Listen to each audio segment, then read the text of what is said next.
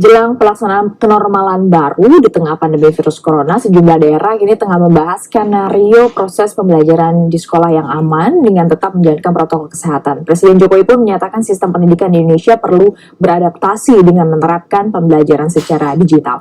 Lalu bagaimana agar siswa serta orang tua bisa membiasakan diri menghadapi skenario belajar yang baru? Untuk bahasnya sudah bergabung dengan kami, pakar pendidikan dan pengasuhan anak, Ihsan Baihaqi Bukhari atau yang biasa akrab disapa Abah Ihsan. Selamat pagi Abah Ihsan. Pagi Stefani.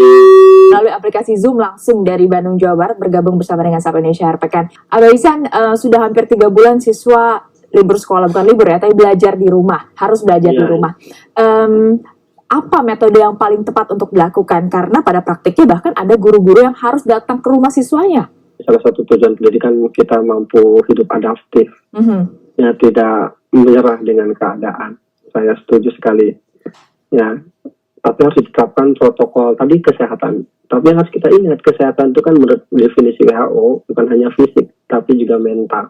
Ya, coba ditanya orang tua, kan saya berinteraksi dengan ribuan orang tua di Indonesia ya, yang ikut kelas-kelas pengasuhan saya. Setelah pembelajaran digital ini makin mumet atau makin bahagia ini bocah-bocah, anak-anak ini makin ceria, makin banyak bicara, makin komunikatif. Jadi jangan sampai sehat fisiknya, tapi kemudian pikirannya jadi tidak sehat. Gara-gara tidak ada pendampingan yang benar. Itu yang pertama. Yang kedua, sebenarnya kan pembelajaran itu jangan disempitkan dengan semata akademik, ya. Menambah kompetensi baru, keterampilan baru anak-anak saat di rumah itu bagian dari education loh. Anak kita misalnya belajar bikin donat, itu bagian dari keterampilan hidup yang mungkin jauh lebih bermanfaat buat anak-anak kita dibandingkan anak kita misalnya, bukan tidak penting, tapi dibandingkan anak kita terus mempelajari perjanjian Majapahit dan Pajajaran misalnya, kan itu, ya, semacam itu. Atau udah anak-anak yang dewasa belajar misalnya keterampilan baru banyak ya, seperti nyetir mobil, safety driving dan lain-lain. Jadi jangan disempitkan dulu pembelajarannya gitu. Banyak banget ini justru kesempatan orang tua ketika belajar dari rumah, sekolah dari rumah, anak kita punya banyak potensi yang bisa dikembangkan. Ada wacana juga di tengah pandemi ini dari beberapa pihak memang untuk membuat kurikulum darurat. Anda melihat juga demikiankah?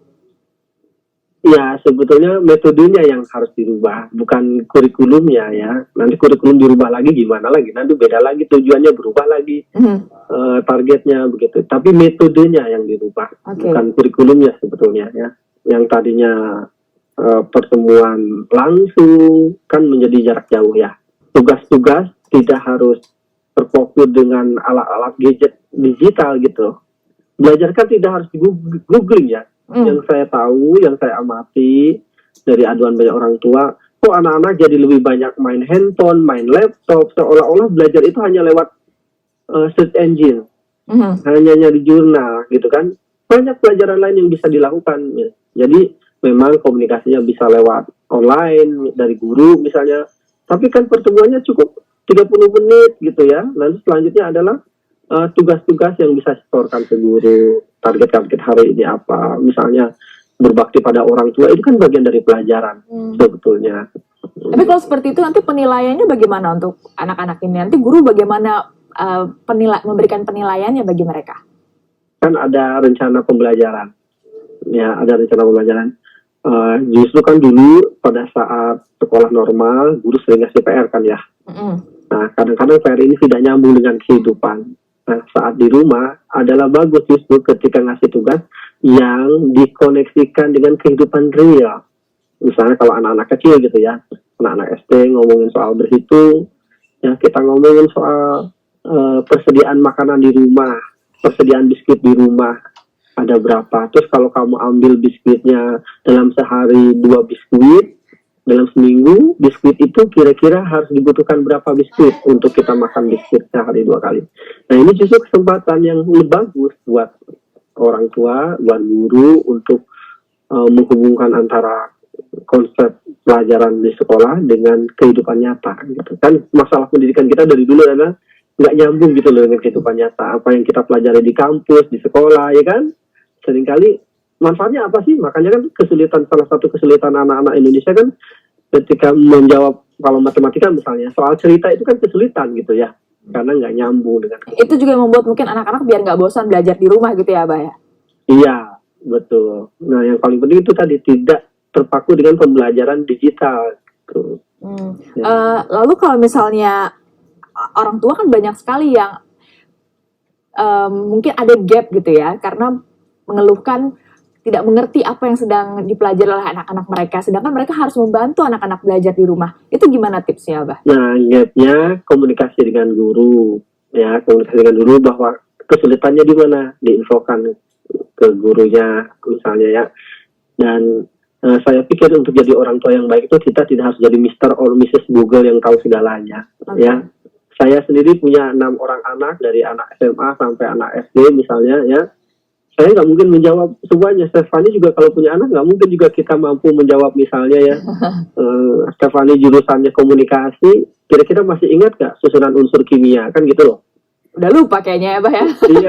Iya, makanya jadi kita tidak harus tahu semuanya ya, tapi jadi fasilitator buat anak-anak kita ya, memotivasi anak-anak kita, menjaga anak-anak kita. Misalnya aku nggak ngerti ini, bagaimana kalau kita cari di sini gitu. Jadi orang tua tidak perlu merasa malu ya untuk bisa sama-sama belajarnya gitu.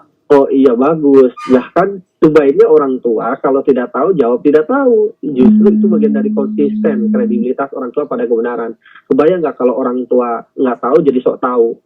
Misalnya jadi, kenapa kunang-kunang bercahaya? Jawabannya adalah karena gelap. Itu kan asal bunyi ya. Atau jawaban paling malah jadi sesat ya. Iya, atau jawaban paling malas takdir Allah gitu kan. Repot kan. Lalu bagaimana dengan metode belajar yang diterapkan oleh orang tua yang mendampingi? Perlukah ada reward and punishment atau seperti apa supaya semangat gitu anak-anaknya ketika belajar? Kan sudah 3 bulan di rumah. Iya, itu bagian reward punishment itu bagian dari satu metode yang bagus. Tapi banyak cara lain. Yang pertama misalnya ya kalau supaya nggak pusing nih antara orang tua dengan anak, bagaimana, kan kadang-kadang orang tua tuh ketika kerja di rumah juga, anak sekolah di rumah juga, kadang-kadang terjadi disrupsi terus-terusan gitu. Anak rewel lah, ngadu inilah, ngadu ini, ma abangnya ini, ma adiknya ini, kan gitu. Udah sering orang tua orang kayak gitu. Yang pertama, buat aturan yang jelas. Misalnya ya kalau orang tuanya di rumah ya, buat yang namanya time border dan space border. Ya itu kalau orang tua kerja di rumah juga. Ya, jadi sehingga orang tua bisa fokus kerja juga, anak juga kerja, sekolah juga belajar fokus. Apa itu time border dan space border? Time border itu ada waktunya ayah bunda sama kamu, ada waktunya ayah bunda tidak sama kamu, pada saat sama kamu kapan aja. Buat aturan yang jelas gitu, dan diskusikan aturan-aturan itu dengan anak. Itu yang pertama. Yang kedua ya, tetap orang tua wajib menyediakan waktu khusus fokus dengan anak selama kira-kira 8 jam seharian di rumah. Anak harus ada waktu dengan orang tua yang benar-benar fokus. 30 menit, 1 jam, nggak masalah. Supaya apa? Biar anak itu keisi fokus dengan orang tua, perhatiannya. Kan namanya anak ya, kalau nggak ada orang tua, umumnya tanya semua guru TK deh. Ya kalau orang tua nggak ada, itu anteng, ya kan, rapi, disiplin. Tapi pas orang tua datang, rewel, kamu. Ya, atau bapak ibu yang bekerja, Krista deh, saat ayah ibunya di kantor biasa aja, tapi saat ayah ibunya pulang, rewel, caper, kan gitu loh namanya anak. Makanya setengah jam, 1 jam tadi fokus itu apa yang baiknya dilakukan, Abah? Main sama anak, ngobrol sama anak, 3B. Ya, bermain, bicara, ngobrol. Ya, anak-anak itu akan bahagia kalau sering ngobrol sama orang tua. Ngobrol loh ya, ngobrol itu artinya anak ngomong, orang tua ngomong, itu ngobrol. Kalau orang tua doang ngomong namanya ceramah atau taklim gitu ya. Ngobrol diperbanyak. Jadi 2 arah ya? 2 arah, nanti anak nyaman. Dok Stefani, kalau ngobrol ada temen gitu, terus ngomongin Stefani terus. Anda nyaman nggak? Iya, nggak nyaman ya kalau cuma diceramahin. Iya, tapi kalau 2 arah enak nggak? Nah, itulah yang dimaksud ngobrol. Bahkan tanpa sadar nanti anak kita banyak bertanya loh sama kita.